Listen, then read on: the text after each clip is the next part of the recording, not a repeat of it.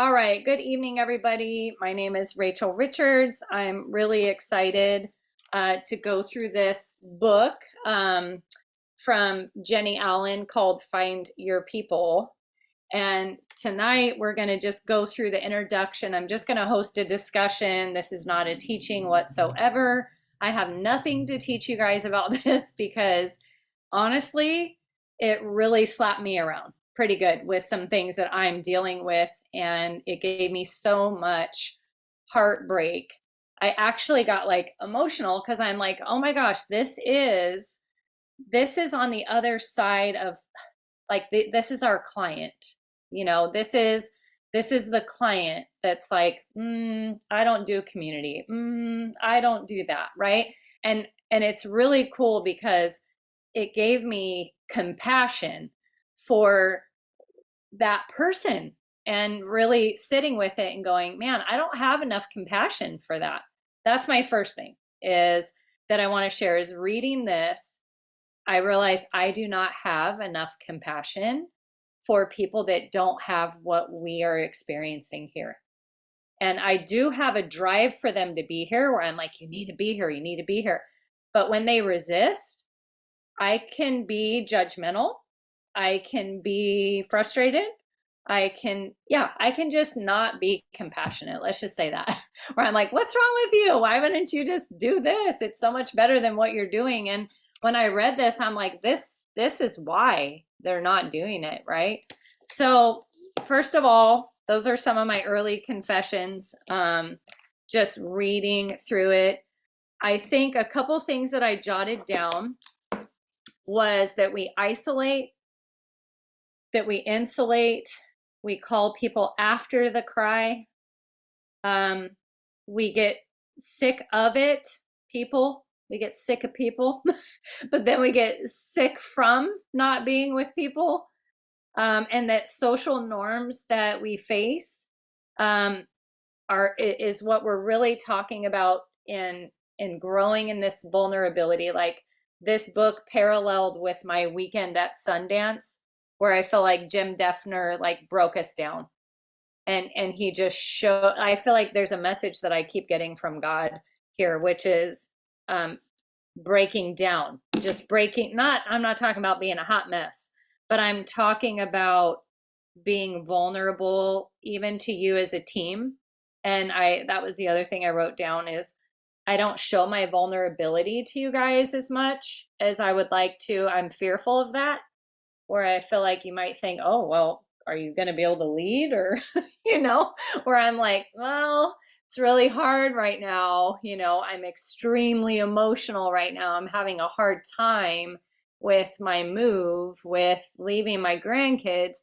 And I feel like I'll probably call you after the cry, like, so those are just my high levels that kind of hit me between the introduction and the first chapter. I also saw my very guarded inner self thinking this book was too mushy.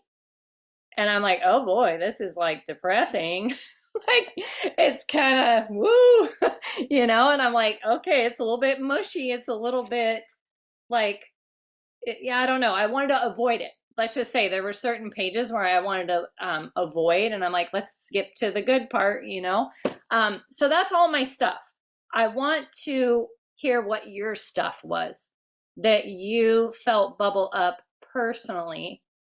And my challenge for you every week is not to teach me back what the author said, but tell me how it hit you and share with this group how it hit you and what you're going to apply. Patrick, you want to go first? Man, whew, this is I wasn't ready for this. I really wasn't ready for this. This is one of my struggles. I could be the Tom Hanks with the volleyball, and I'm cool.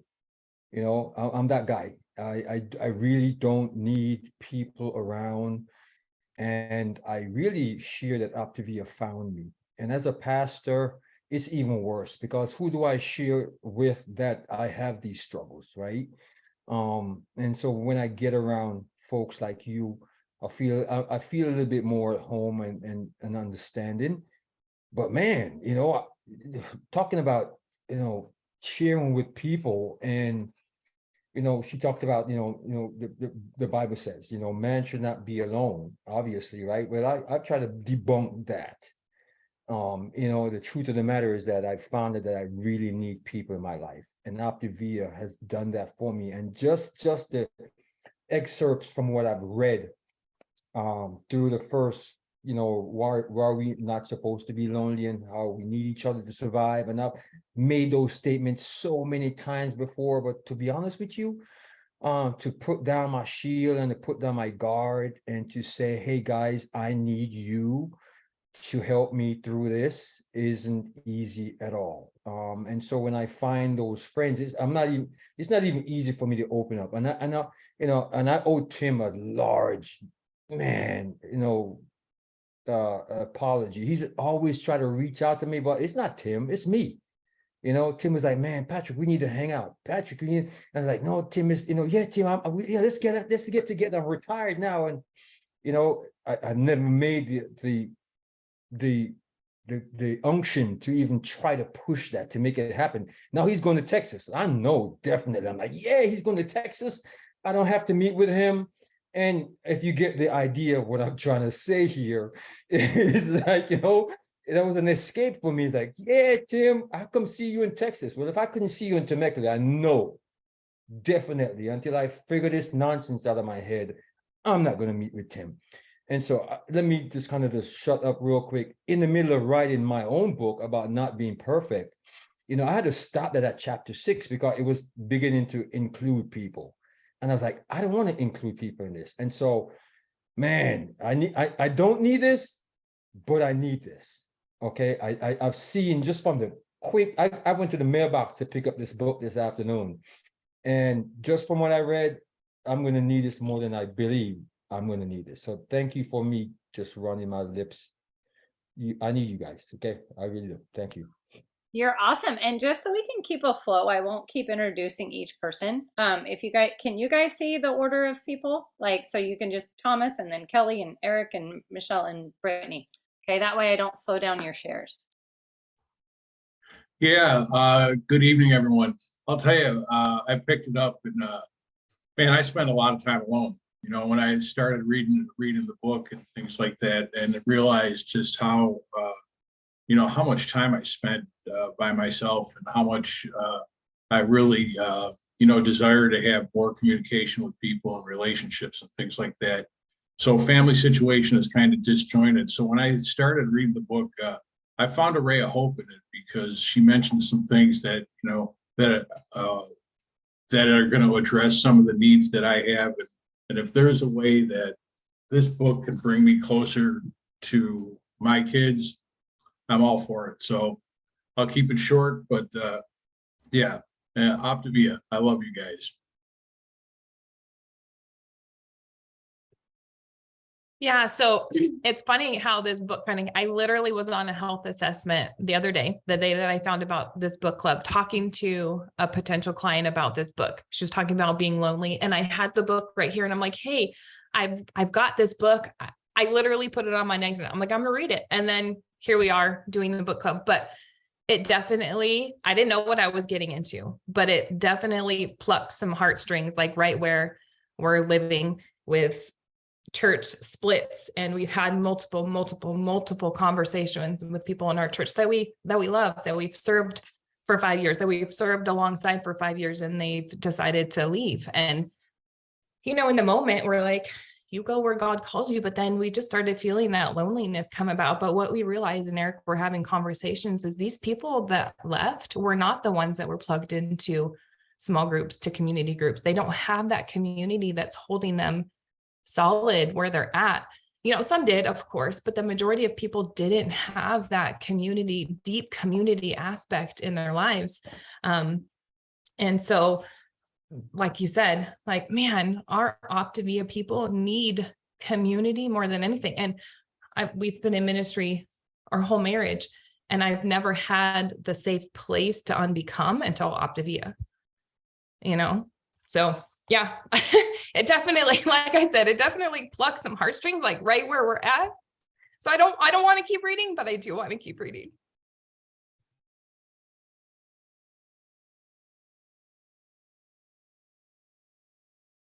Mr. Eric, sorry. Oh, I'm sorry. I thought Kelly, that Michelle was was before amazing. me. Thank you so much. I just didn't want to, I want to make so much space for your shares. So I'm going to let you guys just keep going. Yeah, I'm sorry. I thought Michelle was next. Yeah, just much like everyone else. And come on, Gunny, let it out there, Marine. I love it.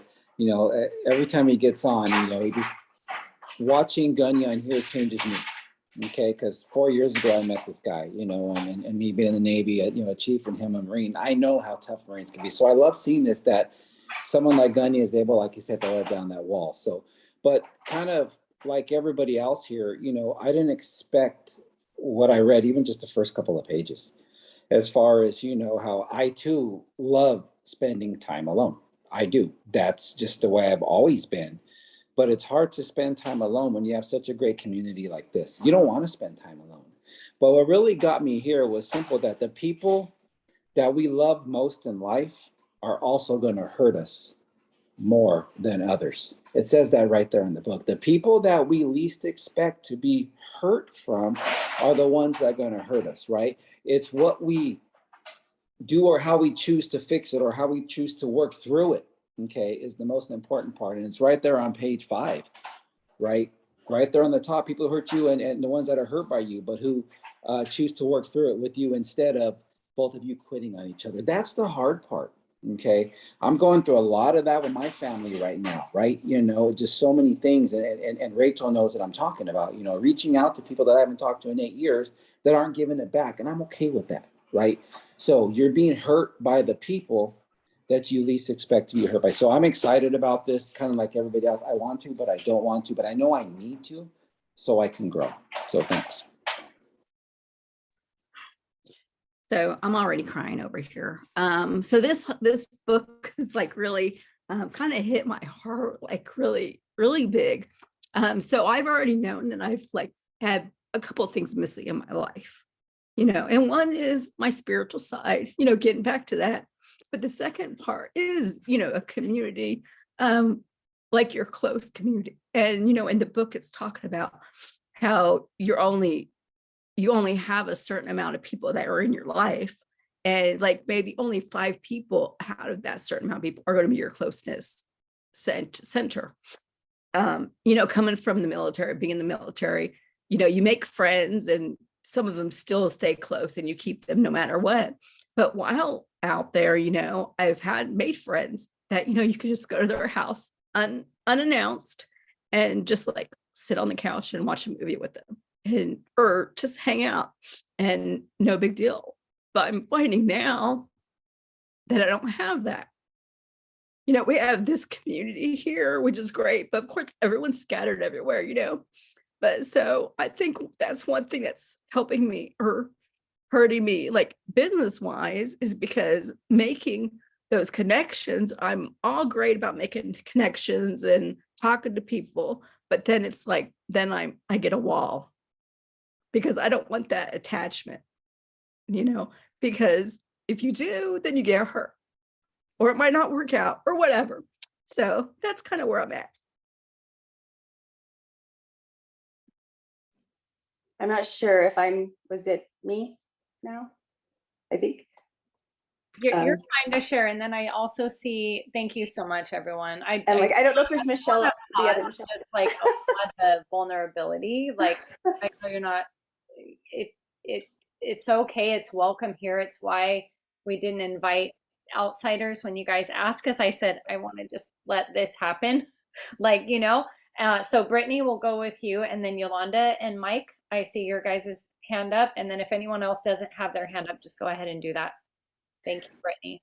Yeah, no problem. And I love all the shares. And I will say that there's a lot that I could go off of already, but I will just hit one line that was really, this is something I've been dealing with since I went through illness. But as I said, I'm not good at being needy. I'm needy, just not good at admitting it. And that has consistently damaged my relationships. So I will say, and this is something that I've seen with clients as well, that this, from where I came from, there's a lot of family. I came from a very strict type of, different type of religion background, and everything love-wise was conditional. So if you do enough, then you are enough. But if you can't do enough because maybe you are undergoing chemo or, you know, something like that, then you're not enough. And it's not because you can't do it while you're sick, it's because you're not trying hard enough, which is a very painful way to live. And so I found in the last few years, when I think Optavia and God leading me to the church that I'm in, it all happened right before I found Optavia. These things changed, and I started having like meeting people in a church that actually were the hands and feet, that actually wanted to pour into me, and they didn't expect me to be perfect first.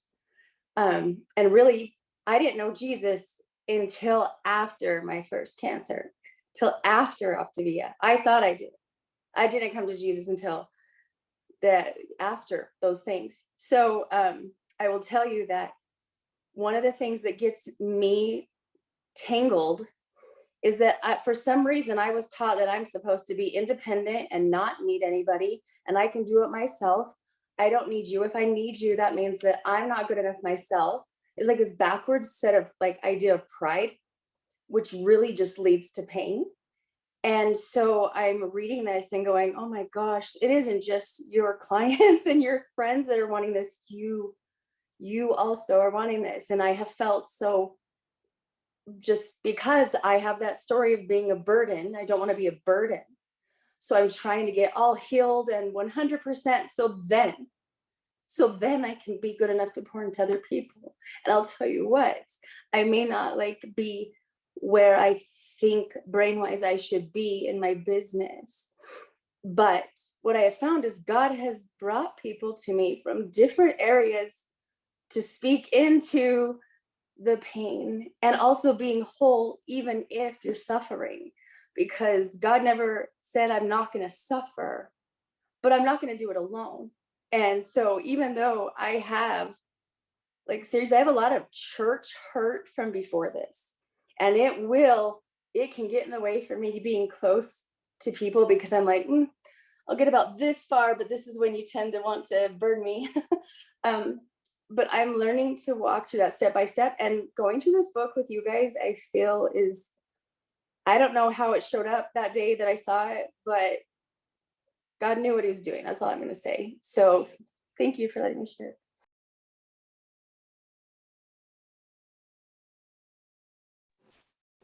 Okay. First of all, Michelle, I would show up at your house with the pizza. Might be a cauliflower pizza, but I would show up at your house with the pizza and just knock on the door and walk in. So any of you, I mean, really any of you, that's what I've come to know. And Dobby's my coach, and she's known me for many years. So Mike already knows this, but I had a real trust issue with people. Huge trust issue with people. And raising 4 kids, I was a protector of my children. I was a stay-at-home mom, and I was afraid of predators. I had a real huge trust issue. And we had a very close-knit community in Ramona, California, where we came from. We were there 14 years? 15 years. And we were able to do that, go into each other's, I mean, we never locked our door except to go to sleep. So, you know, our neighbors would just come on in. And I mean, I had my little stone out front that said mi casa es su casa, and that's how it was, you know. And we helped each other with our children. You know, over time it took me, you know, and then to get to know them better and to, you know, really appreciate each other and be there for each other. And then when we moved here, we've been here 15 years. We built that community in our neighborhood too. And then we moved again, you know, we've always lived in the country. Now we live in the city, and it has been very difficult. There's more people. You would think you'd be able to make friends more, or, you know, but like she was saying, people are so shut in their homes. I mean, they walk out their driveway, they won't even look at you and wave. And all I keep doing to myself sometimes when I drive out my driveway, or I'm taking the baby for a walk, or we're going on our walk, I keep wanting to sing Mr. Rogers' song, who's that person in your neighborhood? Like, why can't we know each other? I don't get it. So, that frustrates me like crazy, but because we've always been a very welcoming home and couple and family. So, even though I had those trust issues, I was like, I had to give more of myself to others to receive that back. And, so I do relate that to our clients and, our business. And so I love what we heard in the talk the other night, the call the other night of, meet your people where they're at, meet your clients where they're at. And I have to constantly tell myself that because, I want them to see how much we have and what we can do and how this can help them too, whether they're just in for it for the health or whether they're in for it to be a coach and to have their own business. And, I see all of you guys, we're all capable. And, and the other thing I wanted to say was like, the reason why we as human beings struggle so much, we went and saw the Mother Teresa documentary movie last night at AMC. It was very good. I recommend it for everyone. But she said, somebody asked her, how, in an interview at some point, how do you deal with the pain, the suffering, the loneliness? Because she dealt with a lot of darkness, like not feeling Christ close in her life. She lived with that. And all the people that she saw Christ in them, but she was always like, I can't, where are you for me? And we often feel like that. I mean, I'm not going to lie. I often feel like that. A lot of unanswered prayers, right? But she said, you cling to Jesus. So, I can't use Mike as my crutch. I can't use my kids as my crutch. I can't use my clients as my crutch. I can't use the clock as my crutch, right? Like we have to cling to Jesus. And that's the only way we're going to fill that gap. Then, we can offer it to others. Then we can give it to others. Then we can share it. So, but I see that in all of you. So that's why this makes it so nice. Thank you so much. That is so true. And I definitely think that would be a great movie for us to watch as a team and then just chat about it. That would be kind of cool, actually. There is a page that I wanted to prompt you to, page 4, where it does say, as I mentioned, research says that more than 3 in 5 Americans are reporting that they are chronically lonely. And that number 1 is on the rise. That number is on the rise. These stats are indicators of grave and they're a costly crisis. Anxiety, depression, suicidal thoughts are all on the rise. Scientists now warn that loneliness is worse for our body than obesity. Here we are, just like, we're going after the healthy body, right? And that's good. But smoking, lack of access to healthcare, and physical inactivity. So why are we letting it define our days? And is this living? And so I thought, wow, that really broadened my lens. So I didn't know if you guys caught that. I definitely highlighted that. And I think that if anybody has anything to say about that, just let me know. But that really stood out. And I thought to myself, again, I'm just going to be unplugged with you guys. It's normal for me to scan healthy body. Like as a new coach, that was my filter. My filter I almost don't even notice that now. I'm thinking, man, you would love our community. Man, you would have a seat at the table. Man, you should be in Cabo with us. Like this is, and that's a rite of passage that you get to. But that really hit me. And that does sadden me to know. I think Tim and I lay in bed at night and we talk about how much suicide he sees. And it's really horrible, guys. It's like, it's alarming. And this stuff, right? He has to replay the calls and all that stuff. And it's just alarming. And so it really gets me to be more compassionate. I think that's what it moved me to by reading that, was like, I need to be more compassionate. So anyone have anything else that you guys want to share? I have a few other prompts and a question, but I want to make room for sharing. I'll share.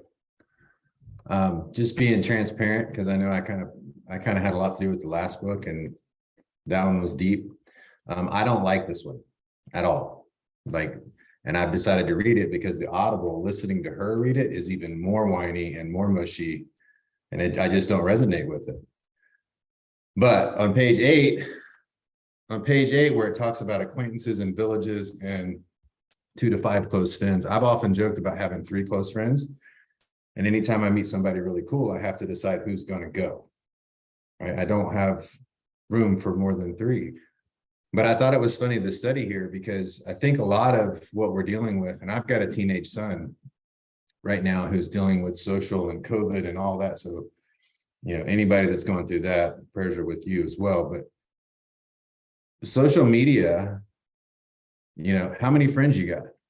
I have 4,950 friends. No, we don't. You know, this community is awesome. But guys, they're telling us right here, we can only have about 150 of those people. And then out of those 150, only 50 of those people are going to make the acquaintance category. And then we narrow it all the way down to 2 to 5 really close friends. And so for me, that was kind of, the 150 number scares me. I don't know how I'm going to have that many people, but the 2 to 5 part also challenges me. Like, I really want to find those 2 to 5 people and not feel bad about the other people that don't make it into the 2 to 5. They can still be acquaintances. I think that's completely normal. But I think, honestly, because I feel like there's this pressure to be friends with everybody and be vulnerable with everybody, that I'm not with anybody. I'm very closed off. I don't know, we'll see. I hope this book helps. Thank you so much, Brian. That really is honest and vulnerable and amazing. And you're processing like the rest of us. And I think, you know, one of the things on that little funnel was I had a little panic attack because I'm like, nope, I have to have, I mean, you guys are like my family.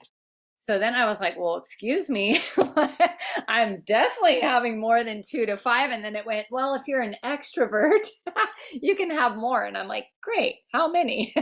Because I feel like I have a capacity for intimacy with more than 2 to 5 people, but I respect that when we're saying close friends, right? That we're talking about really being known, like the part of you, like, I love this part of vulnerability, which is all of you is welcome here. All of you is welcome here. You don't need to go clean up this or that before that friend. And that the messiest, ickiest, you know, like, show me your icky part of you is like, I see that and I love you still, right? And that doesn't occur with a whole mess of people, right? So I could see that becomes a small number of people that you could just really be vulnerable with, you know. But I had a little panic attack because I thought, well, man, we're on this mission and our team is growing and I want to be loving and connecting to each one of you. And I'm like, oh, wow, how's that going to work? You know? And so what I think happens is we have seasons and they're really sweet. You know, when you have a season with someone that you get to know them and they're really sweet seasons. And then there may be a transition, right? Where it's like, now I'm in a season of really getting to know this person a little deeper and walking something out with them. But did anyone else see, like, kind of my main thing that hit me? Did you see that our clients are going to need us to grow in this area? Like, I kind of like to close on that, like, that, not to make this a business call, that is not my point, but that's what hit me personally, was that I need to grow in the area of seeing someone's wall and knowing that this is what they're experiencing and that I need to love them a lot better than I do right now. I mean, I'm very convicted of that. So it is 5:30. we can kind of pick up there next week. I would love one of you guys next week to host us, and weeks after, I really only wanted to kick us off.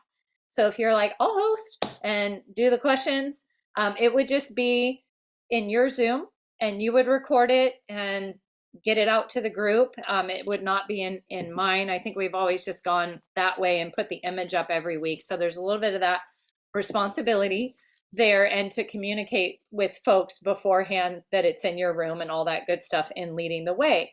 But I would just like to do a couple, and then I would really love the 12 weeks to be you guys doing them, if that's cool.